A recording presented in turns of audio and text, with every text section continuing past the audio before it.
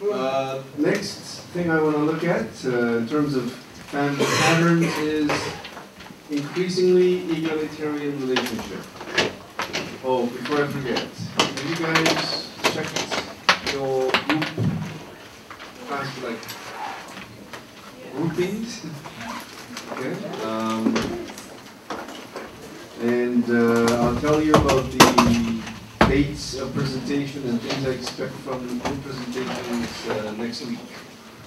And I apologize for not having been able to upload the lecture notes. It's coming, but you know I haven't uploaded lecture notes for the last, I think, 4 or 5 years. So I'm doing this for the first time. That's why it's taking me a lot of time. Anyway, so 7 sort of a family type of family pattern that I want to look at is the kind of relationship that exists between husband and wife. And what were the 3 things we talked about? When it comes to the type of relationship, authoritarian relationship within the family. What are the 3 types? Patriarchy, matriarchy, and egalitarianism, right?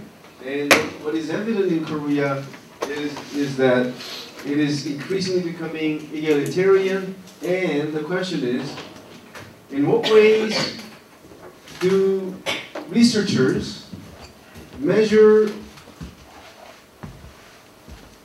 or how could they tell that the relationship between husband and wife is becoming more equal? If you have been reading the newspaper avidly, I think you will have some idea. Again, we're talking about something that is measurable.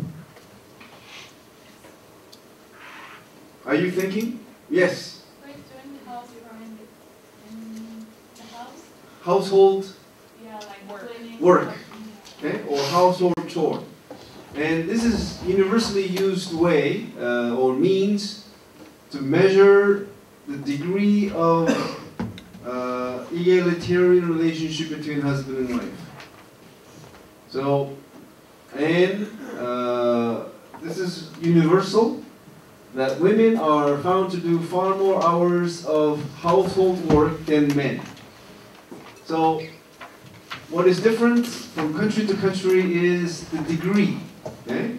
And in the case of Korea, as you can imagine, women do far more hours of work, household work. According to an OECD study of 29 member countries on unpaid housework, including all these, Korean men spend just 45 minutes a day. That's an average. Okay? Less than a third of the OECD average of 141 minutes. And I wonder if this is really correct. And if you look at your father, right? I mean, does he do even a minute of household work? Maybe he includes showering as household work. I don't know. Because, you know, a typical father gets up in the morning, eats, and then leaves, right? And then comes back at night, late at night many times, just goes to bed. I don't know when he has time to do household work. Okay? On weekends, they have a very good excuse to just sleep or to just not do anything. I'm, of course, making sweeping generalizations, but there are some really high data that you can see in these countries. But Korean women spend 227 minutes a day doing household work. Okay, so compare that with 45 minutes for men. Okay. And the gender difference is also noticeable even among double income couples and wives spend 3.3 hours a day doing household work. Husbands spend only 41 minutes. So whether the husband has a full-time homemaker or a wife who's working outside, men spend just some 40 minutes a day, right? Now, the key term here that I want you to take a look at is this: unpaid housework. Is the system that we're so used to and believed to be the best economic system is capitalism, right? Now, is capitalism possible without the input of all the work that is done by women? All these men who work outside the home, who are married, without the help of their wives, can they be as functional as they are? See, this is one aspect where feminists are really angry about, how all these works done by women at home are unpaid for, but their work is so central to the workings of capitalism. I mean, if all these women who are so angry with the system just stop having babies to start with, and just didn't do anything for their, let's say husbands who work outside the home, I think capitalism would come to a halt. There was an interesting study done by a team of researchers in Canada. They tried to measure how much the annual salary of unpaid house workers should be. And you know what the figure was? Roughly $130,000 a year. How is that possible? Their role as a housekeeper, okay? Their role as a teacher, because they educate their children, right? And they add all these amounts, and it came out to over $100,000. Okay? But again, their work. Your mother, many of your mother, their contribution to your family and to the capitalist system is enormous, and yet it is unpaid and more painfully unrecognized. Because how many of us really truly appreciate what they do for us, right? Not from the sense of filial piety. I'm just talking about their practical, help. There are things they do that makes our life that much more convenient, okay? To say the least.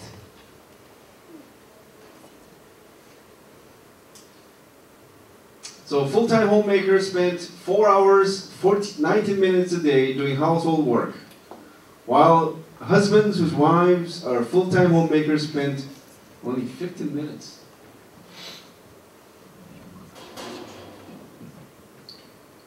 Anyway, in terms of some inconsistency in numbers, the point is, men in Korea do not do much when it comes to household work, whether they have full-time working wives or whether they have full-time homemakers. Okay. And did we talk about this? We often say that in reality, at least within the household, women are the masters, right? They sort of, have all the power in the family. And I always question that, is that really true? And we often say how women have they control the finance of the household. But in reality, in many families I know, men just give women a monthly allowance Okay? I don't know what the situation is in your family, but let's say this man is a professor. He would give his wife, let's say 5 million won, and tell her to take care of the household with that money. The rest, nobody knows, right? Or if there are double income families, each keeps his or her own bank account and just gives a certain amount to the common household fund. Okay? So I think maybe there was a time when women did control the household finance, but it is no longer like the norm. Okay? But still, women sort of taking care of their kids when it comes to educational matters and other household matters, does that make them having more power than their husbands? Any answers to that with your own experience, maybe? Is there anybody who can say, my mother truly rules our household? Yes? My mom does truly rule the household. My father's disabled, so my mom is the only breadwinner. So Okay. my mother is... So that proves the point where breadwinner usually has the power. Okay? Yeah. Well, I should say that like my mom is sort of like also kind of like that too. Powerful person. Yeah, because like she knows like a lot about finances. So and also She's more talented, let's say. yeah. Okay. Yeah. Both of my parents have full-time job, and they also share the household work. But my mom is the one taking care of the because Okay, so he just doesn't like to be bothered with all these financial sort of calculations and situations. Any Korean student with a, you see, I bet any money that no Korean will ever diverge anything that could be seen as negative, right? I want you to be open. Be frank. Anyone? Yes? when it comes to financial issues, my dad always asks my mom, and then she makes the final decision in their family. But are they really important financial concerns that your father really needs to ask about, or? Yes, she can have make the decision. It's always my mom. She comes up with the decision. But within the sort of a power relationship, is your mother sort of one level higher than your father? Oh, I think it's a family well managed. So just kidding. Yes. Is it common for Korean men to own the family home by themselves and not co-own it with their wife? Statistics have shown that consistently, about half of all married women in Korea do not work. That's the highest among the OECD countries. So that is why the government has always been encouraging a lot of these full-time homemakers have college degrees, and yet they are just stuck at home. Okay? So if they can be drawn out to the labor market, they say, our economy could be more productive. Okay? So in comparison, in the USA, more than 70% of all married women work outside the home. Okay? And I think similar rates are found in Europe. I don't know the rates for Europe, but any guess? Any estimate? In many ways, we cannot really blame these women who are full-time homemakers, because many of them did work before getting married. But you see, if you look at many surveys done as to why they quit their jobs, was the fact that when they got married and when they had children, there was this unspoken pressure for them to quit, because for them to take a maternity leave of 1 year and then being sort of burdened with childcare is seen as a not such a sort of productive situation for companies.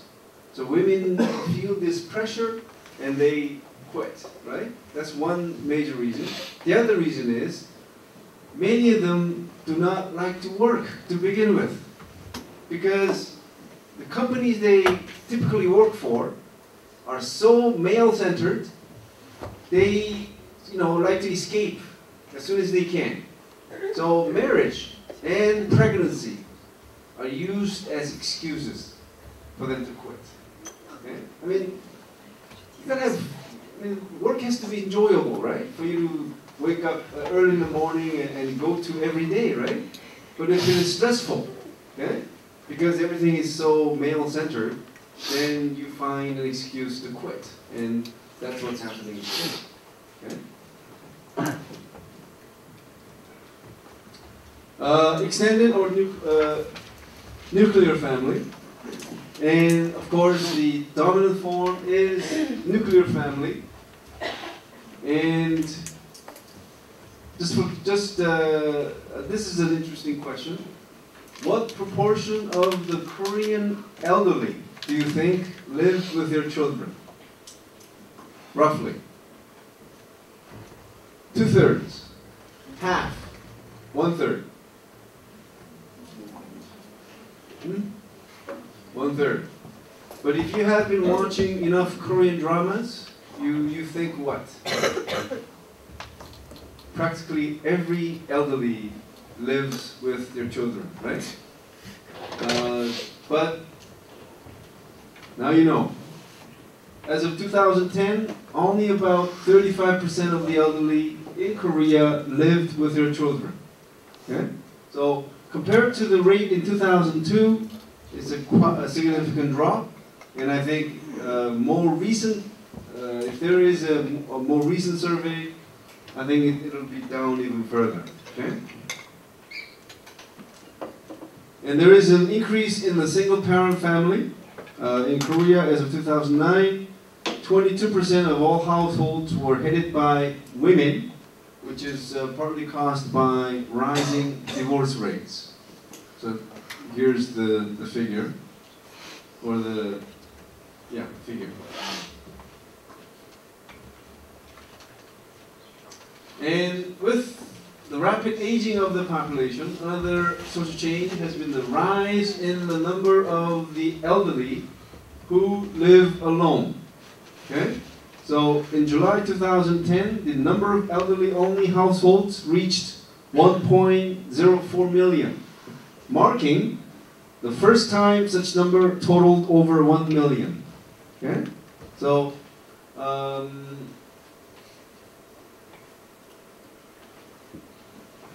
and a significant proportion of elderly-only households is found in the countryside. Because during Korea's rapid industrialization in the 1960s, 70s, and 80s, young people and children headed to urban centers, leaving only the just sort of those in their 40s maybe to take care of the farmlands. And they are in their now 70s, 80s, and 90s, living by themselves. So if you, and I'm sure for Korean students, if you get to visit the countryside, to visit your relatives, I'm sure there are like only aging grandparents, right? That's why chances are within the next 10, 20 years, when they die, many of these farming households or the houses will be left abandoned because there's nobody to go there to live, right? Here's the number of elderly-only households.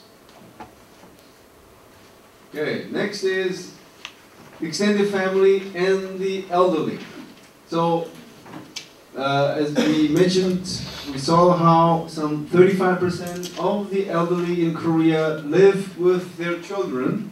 And the question is, why do some Koreans live in extended families? What are the reasons? Yes? Economic situation.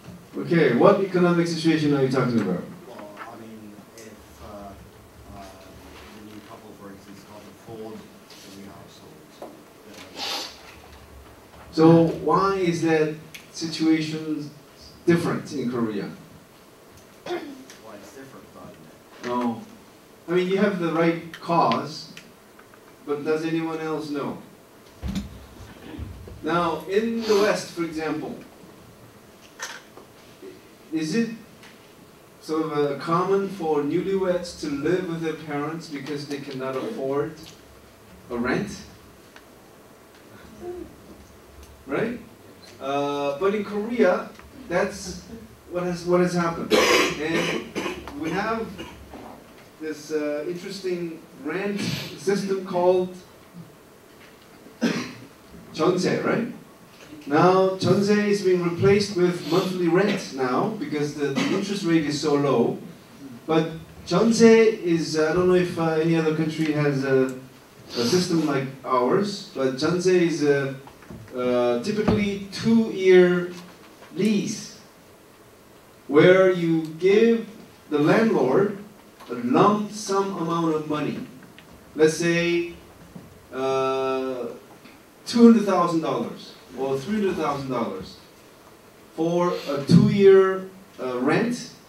But what's different from the monthly rent is that you get the total amount back upon the expiration of the contract. Okay?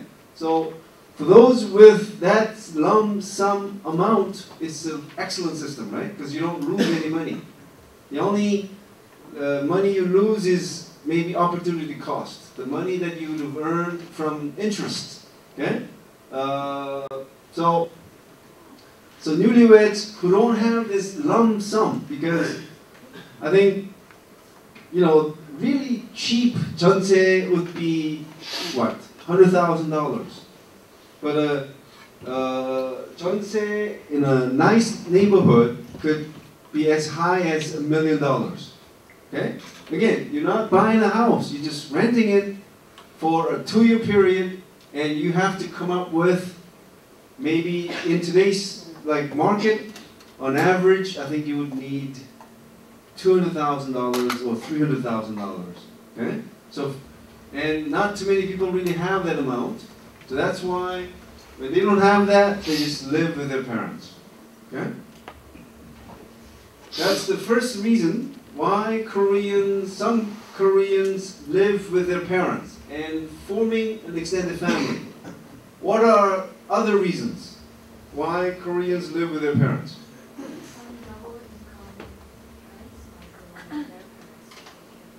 Very good. And that is called, if you want to use a fancy title,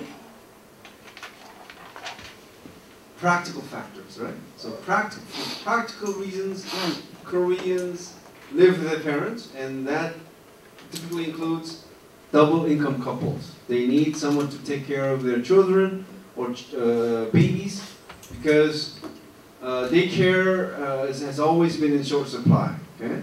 And to a certain extent, some couples do not trust the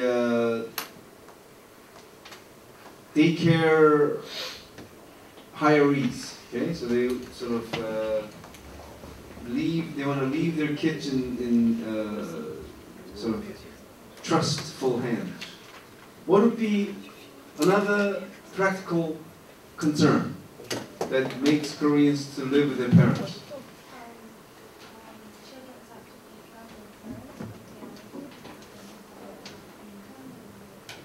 Okay, good. So the second reason, practical considerations. One is when they need a child care, and the second practical consideration is elderly care. So when elderly parents become too old or weak to take care of themselves, they live together. And in the West, typically what do? When a parent becomes too weak to take care of him or herself, what do Westerners do? Nursing home. Nursing home. In Korea, sending your parent to a nursing home is still frowned upon as an act violating filial piety, because you are supposed to take care of your parents. Okay? So, again, I want you to think of other possibilities. And when Westerners send their aging parents to nursing home, the adult children know that that is their own fate too. Okay? But in Korea, we take care of the aging parents, and it typically involves a lot of pain. Okay? Because it's not easy, right?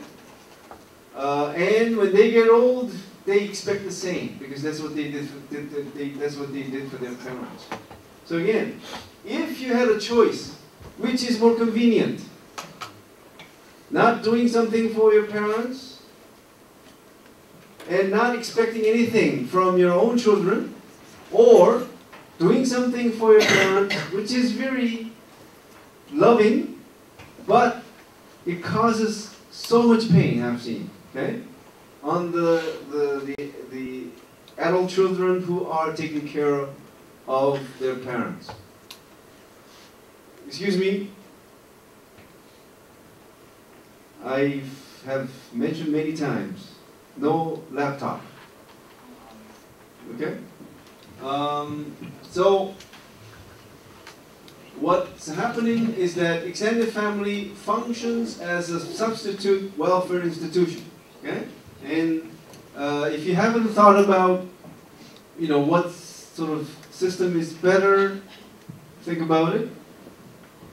Third, I should have asked this. Third factor why Koreans live together is the sense of obligation. It's the right thing to do.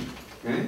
And I think it sort of goes with what I've just been talking about. I think some sort of, not some, but many adult children, they live with their aging parents because it is the right thing to do.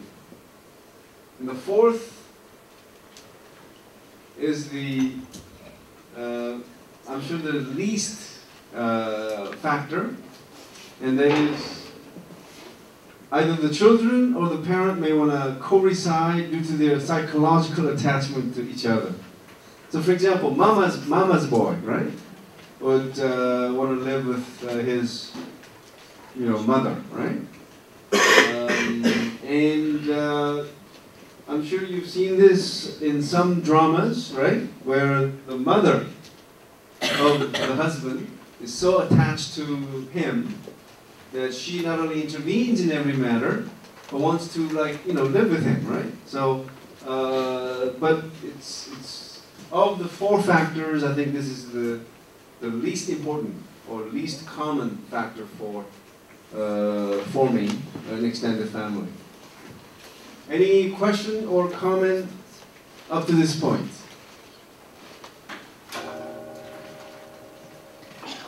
And just with, this is not in any way embarrassment, but how many of you live with your parents, grandparents? Only one? Far short of the 1/3. And if I may ask, what of the four factors? I think it's the first and the second one. First and second factor. So, okay. And are you getting along well with your grandmother or both of them? I live with my grandfather. Grandfather. How? Because I think, as we'll talk about this when we talk about aging, the biggest problem of the elderly, what do you think?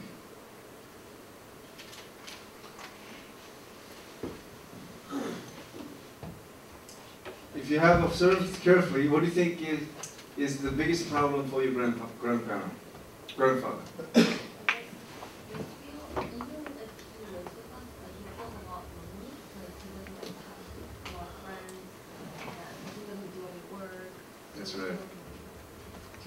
That's the right answer.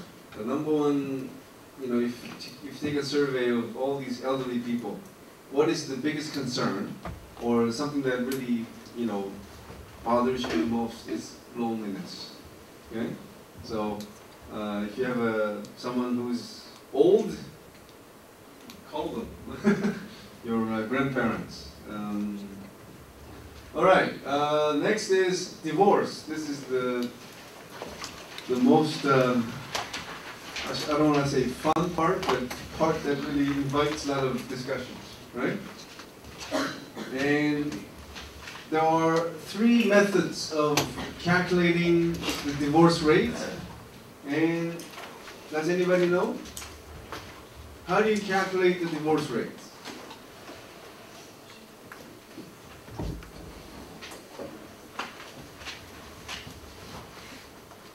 Yeah.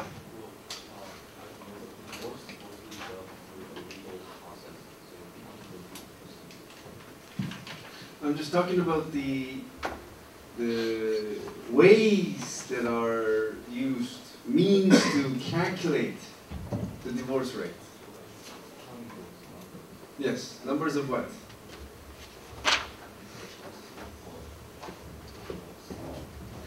Yeah, they compare the ratio of the number of divorces to the number of marriages in a given year, and that's what is called ratio of divorces to marriages. And this is the most commonly used way to measure divorce rate.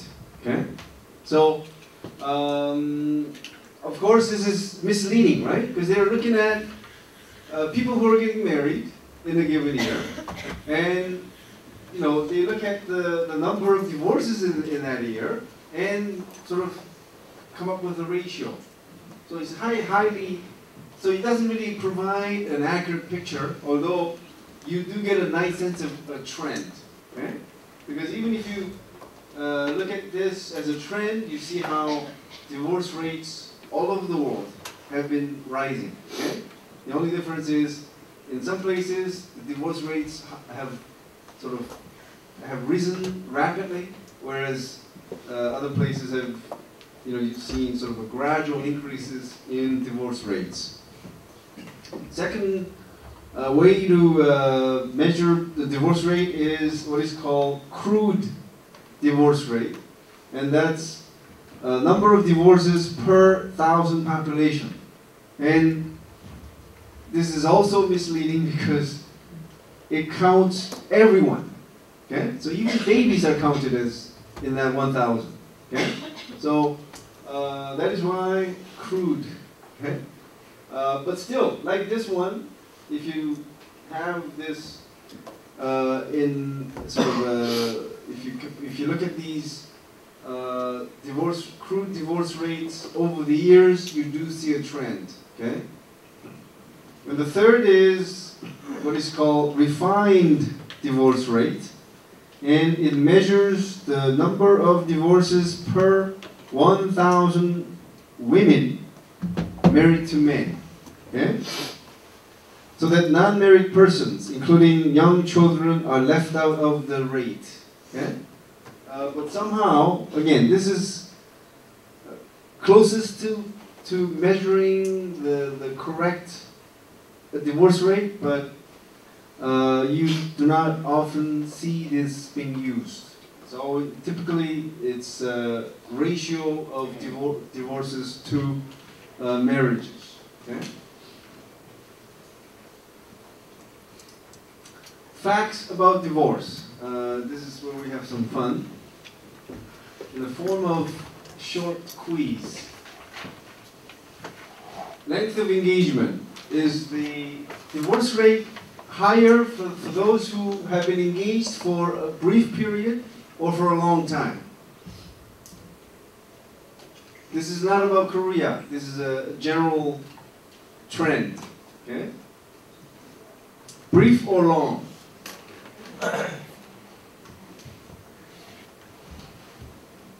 Brief? Brief. Very good. Number 2. Aged marriage. Is the divorce rate higher for those who got married at a young age or got married at an older age? Young. Very simple. And that's the right answer. Next up, marriage. Is the divorce rate, again, generally speaking, do you find higher divorce rate for those who have been married for a short time or for a long time? Short time. So, as I briefly mentioned in passing, there are high divorce rates in the first 4 years of marriage. Social class. Is the divorce rate higher for those in, let's say, upper middle class or lower class?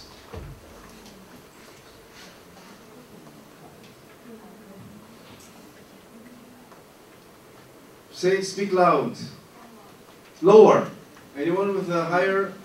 Higher. See, somehow a lot of people say that, but it's lower class. And remember what I told you about happiness? I told you how as long as you have enough meaning, enough to enjoy, just average level of life. That is, owning a house, owning a car, and having a job, right? That's all it takes. But if you don't have enough, you're unhappy. Okay? So lower class, do they have enough? No, we're talking about people who are living under the poverty line or just above. So in addition to struggling with adjustment with this stranger that he or she felt was someone, so loving, but living together, I told you, is a totally different experience, and that adjustment is really challenging. And on top of that, if you have economic strife, that is like a nail in the coffin, so to speak. Okay, so that's what you get there. And education, is the divorce rate higher for those who have university degree or higher, or those who have high school diploma or lower?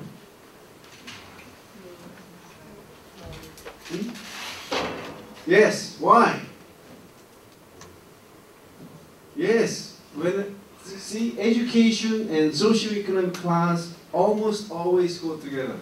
Meaning, those who belong to lower socioeconomic class are typically high school diploma or lower. Okay? So that is why you see this trend. Okay? This is universal. Residence. Is the divorce rate higher for those who reside in urban centers or rural areas? Urban centers. Why? Because you could get divorced anonymously. Okay? But if you get divorced in a village, everybody knows. And second marriages, is the divorce rate higher for those who have been married more than once, or for those who are just married once?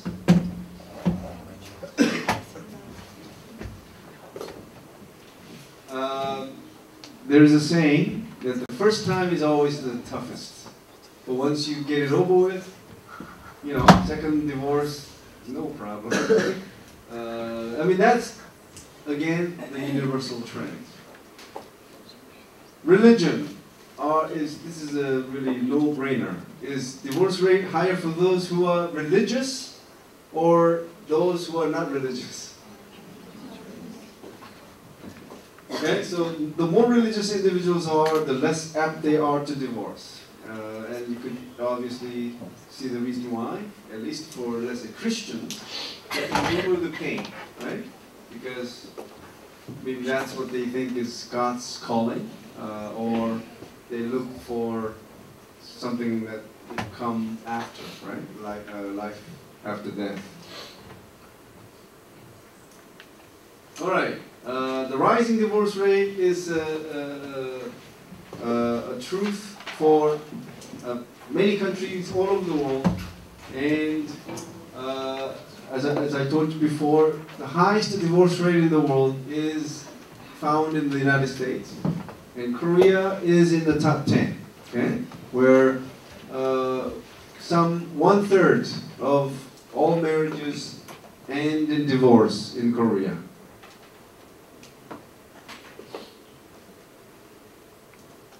And one interesting thing is, divorces involving couples who have been married for more than 20 years accounted for 26.4%, and from what I know, it's the highest in the world. So this is your, not homework, but if you could find statistics for your own country, okay? I like to see what your country's rates are. Okay? Look at this is what I got from a former student who was of Norwegian origin. As you can see, the highest divorce rate is found for those who've been married for 5 to 9 years, right? Now, if you make the same figure with Korea, the highest one would be 20 to 25 years. Okay? So that is why this is unique, very unique. So if you could find something for your country, okay? Like France, and you're from Sweden, I would really appreciate, because it allows me and then the students to see how this is really uniquely Korean phenomenon, right? And this is what I got from a German student too, right? The divorce rate was the highest for those who were married for 3 to 8 years, okay? But only in Korea, more than 26% of all divorces consist of those who have been married for more than 20 years, okay?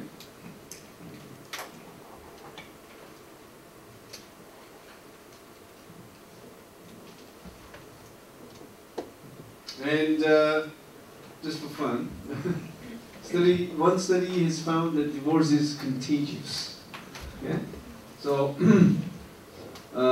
so if a family member gets divorced or a close friend, that could increase the possibility of your own divorce by 75%. So don't have, not now, but let's say 10 years later, you get married and don't hang out with someone who is unhappily married. Okay? Yes? I was wondering concerning the fact that the higher the more than 20 year marriage, Very good. So I sort of skipped, right, the last 3 slides. What those slides showed was that close to 50% of all divorces in Korea consist of those who had no children or who had grown children. And grown children meaning those who have entered university. Okay? So what that shows us is that there are many women in Korea who are unhappily married, but because they have children, they wait until they enter university. Okay? And by the time their children enter university, some do really act out on what they have been thinking about for a long time. But some, I think women just go, what the heck, what can I do at this point, and just passively live on. I mean, with, in unhappy marriages, that's a possibility, okay?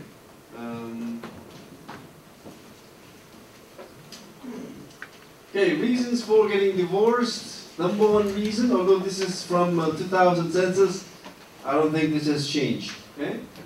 Personality differences, financial difficulties, trouble with in-laws, infidelity, and mental and physical abuse. But you know how number 1 reason is given, right? If you don't want to specify, right? So I think this could include all of these. Okay? But they just mention that as the chief cause. Types of divorce. And this is really interesting, and I want you to think about what your rights should be. Okay? At-fault divorce is that you provide evidence to the court that something that your spouse has done or is doing is justifiable cause for you to initiate divorce. Okay? So you have to find a fault with your spouse to get a permission to get divorced. Okay? Now, what is the opposite of this? No-fault divorce law, right? Where you don't have to prove anything. If you just say, I'm sick of this guy, or I'm sick of her, that is good enough reason. Now, in today's 21st century, era where human rights, your own right to be happy, is so important, which law should be the law for all countries in the world? At fault or no fault? But in Korea, we still have this law. Let's say you're stuck with a terrible spouse. You have to prove to this one maybe stuck-up judge that you have the right to be separated from this person to be happy. So I have some examples, and I'm sorry that the examples I have are ones I got from newspaper articles. And because maybe newspaper articles want to be sensational, but these are what I got. And Korean students, if you find any newspaper articles that feature interesting divorce cases, whether the judge ruled in favor of divorce or not, let me know. Okay, but these are the examples I got, but they are sort of sexual in nature. Refusal to have sex. Do you think the judge granted divorce or not? A spouse, I won't say which spouse, kept them refusing to have sex with his or her spouse. Is that enough grounds for divorce? This is based on actual case. Yes or no? Yes. Yes. No. Yeah. I think in that case it would depend on the gender, like who was refusing who. So you can take a guess, right? Wife. So if the wife is refusing to have Yes. sex, it may be a yes, but if the husband is refusing to have sex, it may be a no. But the point is, even with this case, I mean, you think that the person who wants to get divorced should have the right. I mean, to get a marriage license, you just report it, right? Why don't you have the same right for divorce? This is crazy. I don't know how many of you have thought about this, right? But most countries have this at-fault divorce law. But nobody is ever really taking issue with this. Okay? That's what I'm drawing your attention to. I mean, if they insist on this at-fault divorce law, they should insist that when you want to get married, you need to be in front of a judge, right, to get permission. But getting married is so easy, but getting divorced is so difficult. And that inconsistency I wanted to draw your attention to. Okay? Another example. Couples who had no sex for 7 years without asking which gender or which side. Yes or no? Yes. Yeah. I think you also have to consider in function of the country and also. Oh, this is Korea. Oh, Korean examples that I got from newspaper articles.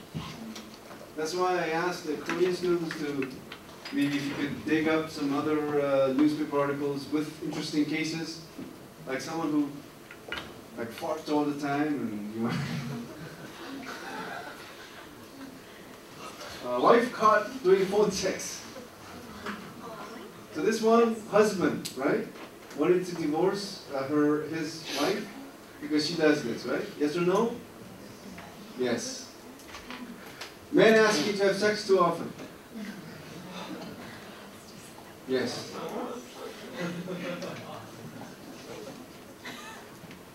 So there is a, so when you want to get divorced, there's a grace period of 1 month for childless couples, grace period of 3 months for couples with children.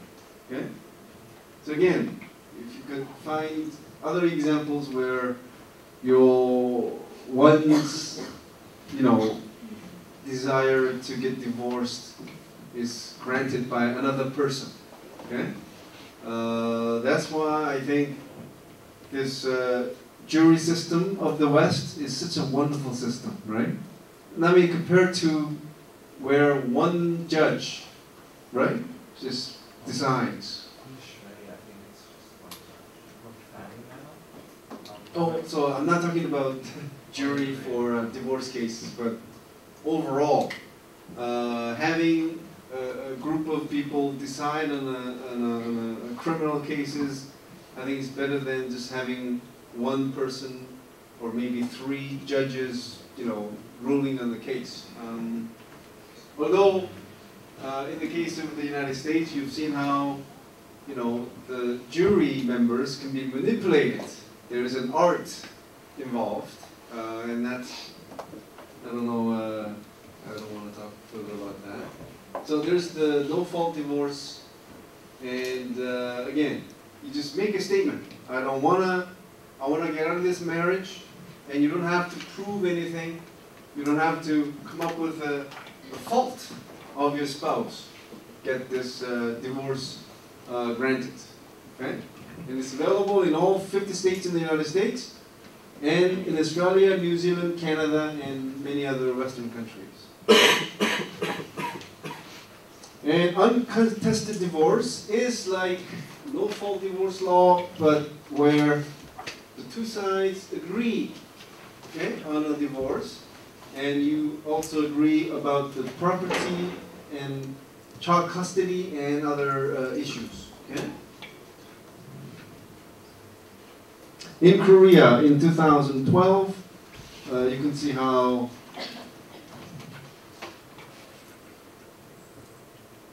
there are many more uncontested divorces than at-fault divorces. Okay? So again, without resorting to the court, if the husband and wife could agree to get divorced, then things work out fine, right? Reasons for the rising divorce rate in Korea. There are many reasons for marital breakdown, and they include things like economic strife, incompatibility, infidelity, jealousy, verbal or physical abuse, and interference from relatives and friends. Now, these reasons have always been around, right? So, how do we explain the recent rise in the number of divorces? Again, these causes have been always around, and they were causes for divorces. Okay? But data have shown that divorce rates in Korea have risen 10 times, okay, over the last 30 years. So you can say that Korea's divorce rate has risen as the country became industrialized and modernized. So, what are the reasons for the recent rise in the number of divorces in Korea? That's my question. Yes? Because of industrialization, women they are able to support themselves independently and don't need to rely on their husband who may be treating them poorly. Very good. Many women are financially independent, okay? And studies have shown that many women who are in unhappy marriages, who do not get divorced, number one reason, maybe children. The next reason is that they are financially insecure. Okay, that is why divorce. If women had all, if like every woman in Korea was financially independent, I think the divorce rate in Korea could be much higher. Okay, so that's a very good reason. Anyone else? Why is the divorce rate in Korea getting higher? Yes.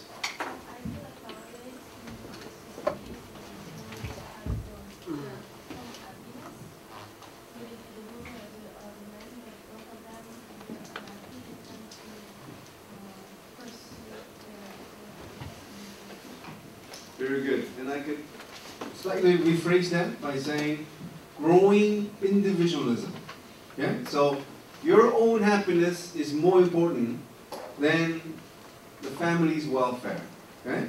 Because I think Westerners have come to that understanding much sooner than we have, and that is what is, kind of saying, life is short. Your happiness is of course utmost important than anything else, right? So why sacrifice your life for the welfare of the family, right? That type of thinking has penetrated into many Koreans. Okay. Anyone else? Yes. I think it's partly because of urbanization. In the previous slide, you mentioned that in the rural areas, it's harder to divorce because of conflicts, less community, and Korea is less urbanization. So the anonymity. So most Koreans, not most, but yeah, we would say most Koreans living in urban centers, marriage is no longer, if I could rephrase that, no longer stigmatized, right? It's it's okay, right? And that's because, you could remain anonymous. Nobody really knows about your family affair, okay? Whether you're divorced or not, it's only known among close friends. Maybe close friends you don't even know. I don't know. Yeah. I was just going to say that it's more acceptable. More acceptable. That's good. Anyone else?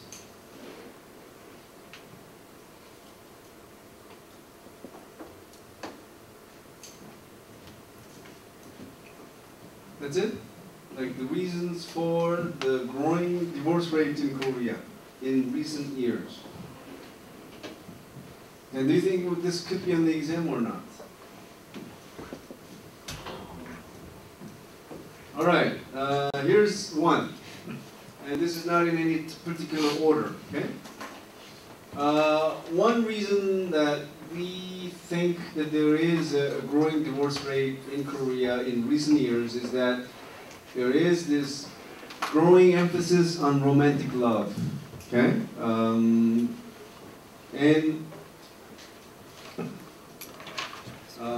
If you watch enough Korean dramas, I think I told you how romantic love is an emerging value in the United States. I think it's also true in Korea, but not at the same rate as in the United States. But you do have this one side of your heart that always seeks, right? I think sort of desires for romantic love. Although by the time you're about to get married, you think more of suitability, right? In terms of practicality. But anyway, you are aware of what romance is like, maybe indirect experience, right? By watching TV programs, reading books and magazines, so you have these desires. And some people do, feel that, life sort of stuck in a marriage where there is just no romance, just doesn't do enough for them, so they seek divorce. That's this one possible reason. Okay. So if you develop, or if you have been exposed enough to these romantic lifestyles, romances that you see in Hollywood movies, Korean movies and all that, you do develop high expectations for married life, okay? But reality of being in a family or marriage is things like this, right?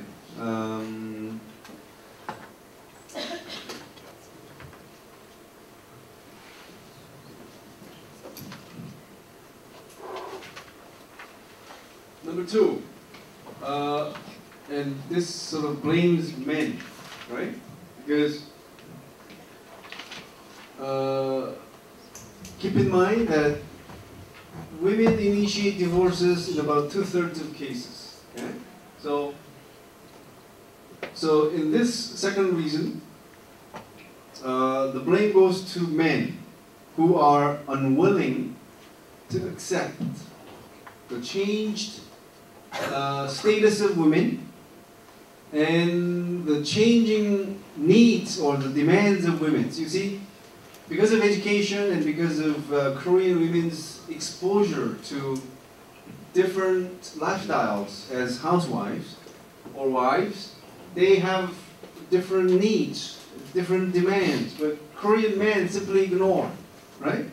So they don't know how women have different expectations, they have different needs, and when those things add up, women, just walk away, right? And that's second reason. Three, the changing attitude of women. So women in Korea are now better educated, and they became more conscious of their life situations and are aware of other possibilities. So they resort to getting divorced instead of tolerating unhappy marriages. And this is one of the reasons why we have a phenomenon called gold miss, right? I think Koreans know what that means. It means career women who have professional jobs, who are in their mid-30s and above, and who are not married. And the reason is, in the past, women who had good jobs, married men who had all these good spectrum, right? Good job, good education and all that. But some of these women who have a lot of things that men desire for are now will not just marry any man who just have these good sort of job and wealthy. Okay, they want romance. They want guys who could sort of make them happy. Okay, emotionally. Okay, not just sort of financially. Right. Number four, women have become economically self-sufficient. So we mentioned this already. Number five, sort of related to the last one, not the last one, but I sort of mentioned this already, the growth of individualism. Number six, and this was also mentioned, growing acceptance of divorce in our society, although it's still not set in the open. For example, as far back as the 1970s, and maybe even the 1960s, I remember when I went to Canada, where my friends, without me even asking, they would just simply say, my stepfather did this for me, my stepfather, which, obviously revealed indirectly, right, that he or she came from a remarried family, right? In Korea, that would never happen, even to this day. Even though our divorce rate is as high as 1/3, I have never seen anybody say, my stepfather, okay? Or I come from a family where my mother got divorced. Never. Unless they have to sort of make a point on the family, unless they're forced to reveal that, it's still hidden, okay? It is true that divorce is definitely more accepted now. But when it comes to sort of a personal revelation, you know, stating about one's own self is still very much hidden, and I think it sort of is a cause for concern when it comes to marriage still. Okay? Isn't that sad? You know, if you come from and I don't want to use this term broken family, right? It's a terrible term. Why do you call that broken? You know, we got to come up with a better term, right? Sort of. Anyway, although again, divorce is more accepted when it comes to marriage, I think the person could face some opposition. So let's put it that way. And this one is controversial. The idea here is that divorce rates are growing because family as an institution is less important as it was in the past. Anyone who would like to agree or disagree?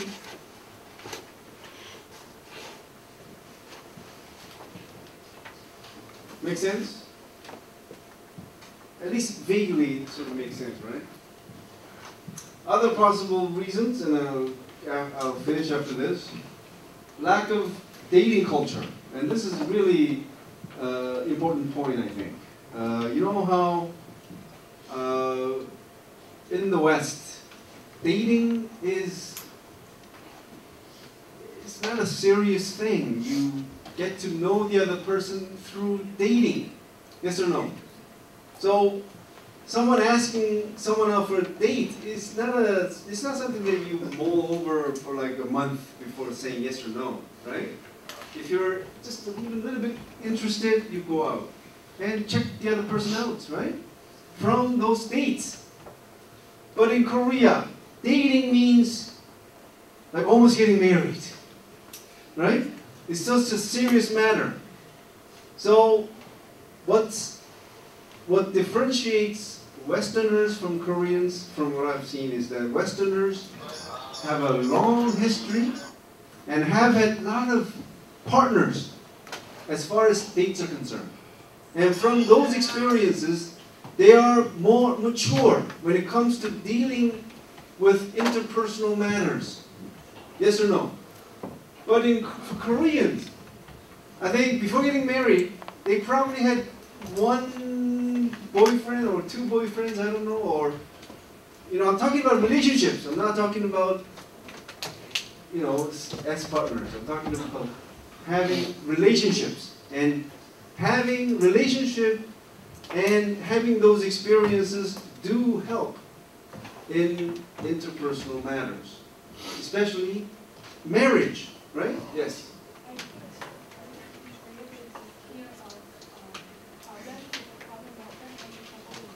Mm.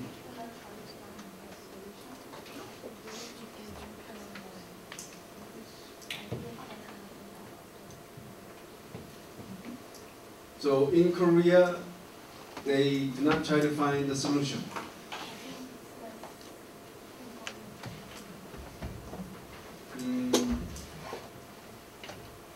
Interesting observation. Anyone else? Any thought on the lack of dating culture in Korea? Yes? Is it true about that 3 dates and you're a couple thing? 3 dates? You go on 3 dates and you become a couple? I keep hearing that. Oh. Well, it's must be a thing for generations far below mine. Is that a thing? Is the 3 dates so important? So you go on the 3 dates, you go steady. No? You gotta speak from your personal experience. I'm just kidding. Yes. I think it is changing a bit, the lack of dating culture. There's so many older women, like teenager, or my mom's friends, or 언니들, they would tell me, lots of guys before you get married. Yes. So the mindset is, I think, changing. Their mindsets. Why? Because they have experience that they don't want us No. to experience. They have regrets. See, there's a saying, that as you get older, you only have one thing left: regrets. So I think much older 언니들, 이모들, they have regrets of not having enjoyed their youth. You see? Yes. Is it true that they like hide relationships? Yes. You see, in the West, as you know, I'm sorry, I'm just keep on comparing Korea and the West, but you know how you've seen this in many movies, right? Guy comes to the door, right, and the girl is in just high school, right? Guy comes and knocks to the door, and meets her parents, right? That is so true. It's not, you know, something that is made up for movies. So parents know whom their daughter is dating, right? So it's much healthier than the situation in Korea where you hide everything and only show your lover only when you're about to get married, right? So we have some way to go for making this dating something healthy, fun, and frequent.